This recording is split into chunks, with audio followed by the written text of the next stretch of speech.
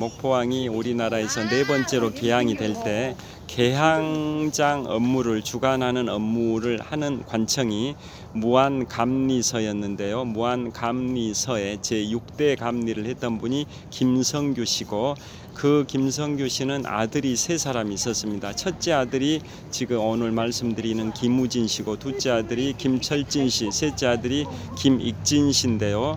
그래서 개항장 업무를 총괄했던 무안감리서 6대 감리를 지낸 김성규 씨는 나중에 전남 장성군수를 했습니다. 그래서 장성군수를 할 때 김우진 씨가 태어났습니다. 그리고 이제 유년 시절에 다시 목포로 이사를 왔습니다.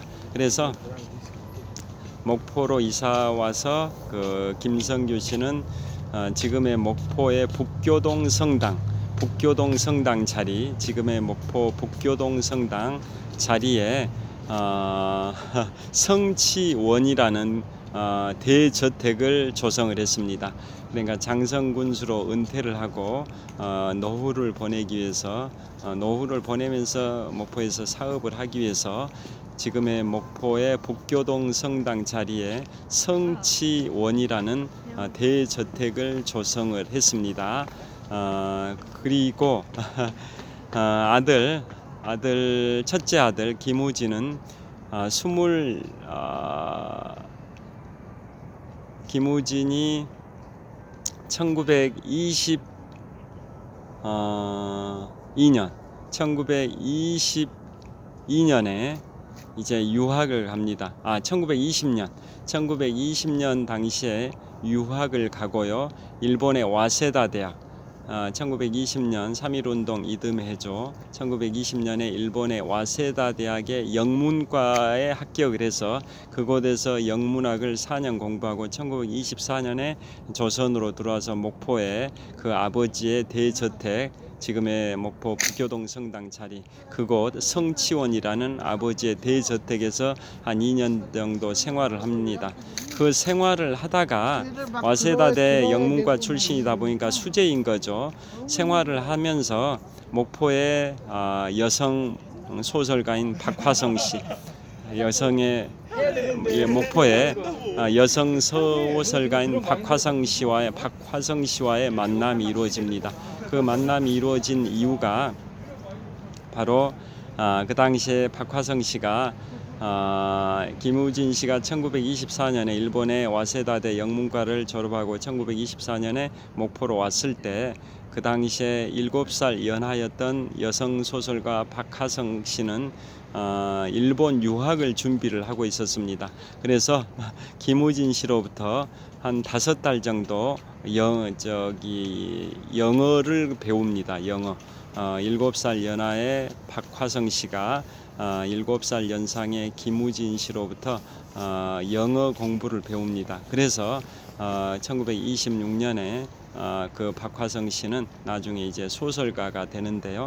박화성 씨는 1926년에 일본 여자 대학의 영문과에 합격을 합니다. 그래서 나중에 이제 근대 여성 소설가로 이름을 날리신 분이 또 박화성 씨인데요. 그 박화성 씨가 바로 7살 연상의 김우진 씨로부터 영어 공부를 배웠습니다. 그 다음에 김우진 씨는 그 아버지의 대저택인 성취원, 뭔가 성취하다, 이런 정원할 때 원자, 그래서 성취원이라는 아버지의 대저택에서 2년 정도 작품 활동을 열심히 합니다. 김우진 씨는 직업이 연극 진행자이기도 하고 극작가입니다. 극작가, 희곡을 쓰는 극작가이십니다. 김우진 씨는.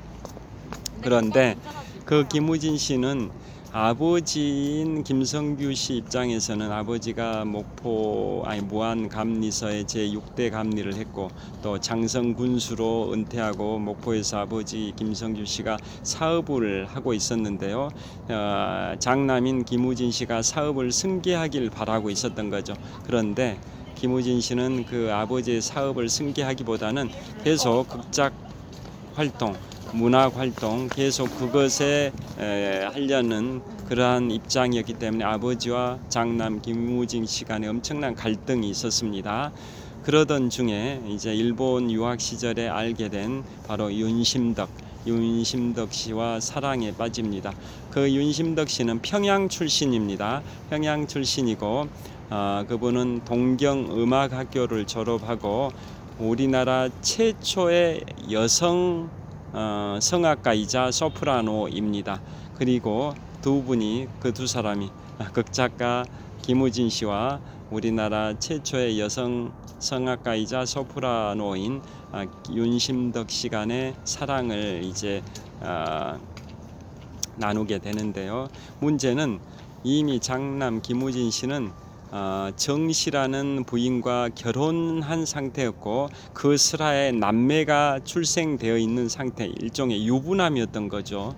유부남 신분에서 그 윤심덕 씨와 사랑을 나누고 또 아버지의 사업 승계를 하지 않고 뭐 문화 극작 활동을 계속 하려는 그런 상황이다 보니까 집안에서는 엄청나게 갈등이 심했던 거죠. 그래서 결국은 현해탄 대한해협 해연해탄을 건너다가 1926년 8월 4일에 현해탄에서 김우진과 윤심덕이 함께 투신 자살한 걸로 알려졌는데요.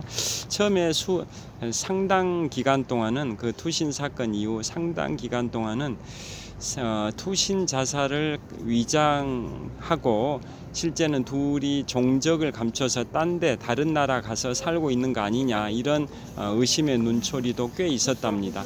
아직도 시신을 찾지는 못했던 거죠. 그래서 그러한 소문들이 있었는데요. 결국은 지금 1926년 8월 4일에 현해탄에서 김우진과 윤심덕이 바다에 뛰어들어서 투신한 걸로 사람들에게 알려져 있습니다. 자, 그러니까 그 당시에 김우진 씨는 아버지의 사업을 승계하는 그러한 승계해야 되는 그런 상황인데 그걸 거부하고 그 많은 그 재산들이 있는데도 사업을 계속 승계하지 않고 그러게 외도를 하고 그런 것 때문에 그 사건 이후에 엄청나게 언론에 관심을 이제 받았었다라는 거 아시는 분들은 다 아실 겁니다. 그 다음에 그 사건 이후에 윤심덕 씨의 그 음반 사해찬미라고 하죠. 죽음의 찬미, 죽을 사자 사해찬미 이런 의미일 것 같은데요. 사해찬미라는 그 음반이 그 현해탄 투신 사건 이후에 발매돼 가지고 엄청나게 히트를 쳤었습니다. 자, 그 다음에 김우진 씨는 그렇고요. 그 다음에 지금 둘째 아들이 김철진 씨인데요. 그분은 사업을 하기도 했고 목포시 의원과 전라남 도의원까지 역임했던 분입니다. 그분이 둘째 아들인 김철진이고요. 셋째 아드님이 김익진입니다. 셋째 아드님 김성규 씨의 셋째 아드님 김익진, 그러니까 김우진 씨의 동생이죠. 김우진 씨의 동생이자 김성규 씨의 셋째 아들이 김익진인데요. 이분은 사회주의 운동가였습니다. 그런데 나중에 천주교에 귀의를 해가지고 유산 상속받았던 것 중에 일부는 소장농들한테 다 무상으로 기부를 했고요. 무상 분배를 해줘서 굉장히 높은 평가를 받았고요. 그 다음에 아버지의 그 대저택인 성치원 건물도 유산 상속을 받았는데 그 건물은 바로 천주교에 기부를 했습니다. 천주교 교구에 기부를 했습니다. 그래서 그 자리에 바로 목포의 북교동 성당이 위치를 하고 있습니다. 자, 천주교는 개신교하고는 달리 천주교는 우리나라의 대교구가 있고 일반 교구가 있고 이런 일종의 위상 관계가 있지 않습니까? 그래서 천주교에다 그 기부를 하다 보니까 그게 이제 목포 북교동 성당 자리가 된 겁니다. 그러니까 원래 아버지의 대저택 김성규라는 아버지의 대저택인 성치원 자리를 셋째 아들 김익진이 상속을 받았는데 그걸 천주교에다 기부를 했기 때문에 지금의 목포 북교동 성당이 거기에 위치를 하고 있고요. 그래서 성당 그 안에는 바로 그러한 김우진의 그러한 형제에 관한 그러한 기념 비석도 있습니다. 그 다음에 또 일부 토지 소작농들한테 기부를 해서 한국의 성 프란체스카라는 그러한 격찬을 받기도 했습니다. 즉 김성규의 셋째 아들 김익진이 그렇게 많은 재산을 상속받은 재산을 대부분 기부를 했기 때문에 한국의 성 프란체스카라는 그러한 격찬을 받기도 했습니다. 자, 그러한 이제 역사가 있습니다. 그래서 지금 목포에 많은 공간들 중에 그 목포 북교동 성당 그 올라가는 그 길에는 김우진 문학거리 이런 게 조성이 되어 있고, 또 조형물 김우진 씨나 삼형제들의 그러한 활동에 관한 그런 기록과 함께 조형물들이 세워져 있습니다. 자, 그래서 오늘은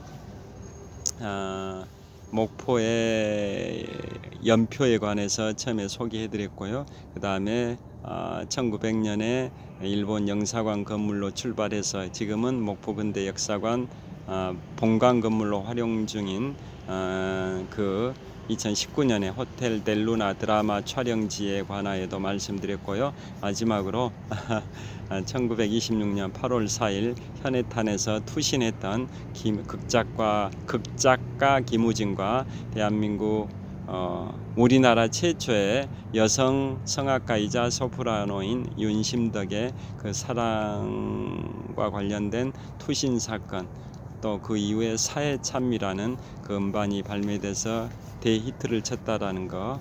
그런데 문제는 유부남이었던 정씨 부인과 그 슬하에 두 남매가 있었던 그 유부남인 신분에서 그러게 외도를 해서 엄청나게 사회적인 파장이 컸었다라는 내용 등 등에 관하여 말씀드렸고요. 지금 또 목포 북교동 성당으로 활용되고 있는 이유가 김성규의 셋째 아들이자 김우진의 둘째 동생이었던 그 김익진이 상속받은 재산을 천주교에 기부했기 때문에 그 아버지의 대저택 자리가 지금은 목포 북교동 성당으로 활용되고 있다는 내용 등에 관하여 말씀드렸습니다. 그래서 목포는 지금부터 127년 전인 1897년에 개항이 되기 때문에 그 127년의 역사를 갖고 있는데요. 그 1897년이면 어떤 역사가 있었냐면, 목포항이 개항이 되고 11일 후에 대한제국이 선포됐습니다. 목포항이 1897년 10월 1일에 개항이 되고, 그로부터 11일 후인 1897년 10월 12일에 대한제국이 출범을 했습니다. 또 그 연도에 세계에서 가장 오래된 마라톤 대회인 보스턴 마라톤이 시작이 됐고요. 우리나라 최초의 은행인 조흥은행이 1897년에 창립되기도 했습니다. 자, 그래서 목포는 127년의 개항 역사를 갖고 있는데, 그동안 낙후된 지역으로 많이 알려졌는데요. 이제는 서해안 고속도로도 한 20-30년 전에 개통됐고, 또 SRT KTX도 호남선 종착역인 목포까지 가고, 그 다음에 2019년에는 목포 해상 케이블카도 개통이 되고, 그 다음에 목포 사막도 아까 이난영 씨의 노래 목포의 눈물이 이난영 씨의 노래 목포의 눈물이 1935년에 발표가 됐다고 말씀드렸는데요. 자, 그 사막도 그 노래 첫 소절에 나오죠. 사막도가 등장을 하는데요. 그 사막도에 2000년에 노벨 평화상을 수상하신 김대중 전 대통령을 기리기 위해서 김대중 노벨 평화상 기념관도 있습니다. 그 다음에 아까 충무공 이순신 장군의 유적지가 바로 목포 앞바다 목포 해상 케이블카의 그 정거장 중에 하나인 고화도라고 말씀드렸는데요. 1597년 10월 29일부터 석 달 반 동안 명량해전 직후 석 달 반 동안 삼도 수군 통제영이 주둔했던 곳이 목포 앞바다 고화도입니다. 자, 그래서 목포에는 충무공 이순신과 관련된 유적지도 있는데요. 유달산에 오르면 유달산은 해발 고도는 한 225m밖에 안 됩니다만은 서울 남산이 262m다 보니까 남산보다 한 40m 더 낮은데요. 해발 225m의 목포 유달산에 오르면 산 입구에 유달산 입구에 충무공 이순신 장군 동상이 세워져 있습니다. 그게 1974년에 세워졌습니다. 우리 대한민국의 수도 서울, 수도의 한복판 광화문 광장에 1968년에 충무공 이순신 장군 동상이 세워졌는데요. 그로부터 6년 후인 1974년에 목포 유달산 그 초입에 충무공 이순신 장군 동상이 세워졌습니다. 그리고 그보다 5년 앞선 1969년에는 바로 이난영 씨의 목포의 눈물 노래 기념비가 그 이순신 장군 동상 바로 뒤편에 세워졌습니다. 그러니까 1935년에 일제 강점기 암울했던 시절에 우리 민족의 아픔과 슬픔과 고통을 대변하는 노래 이난영 씨의 목포의 눈물이 발표가 됐는데요. 그 노래를 기리기 위해서 1969년에 유달산에 바로 목포의 눈물 노래 기념 비석이 세워졌고요. 그로부터 5년 후인 1974년에 충무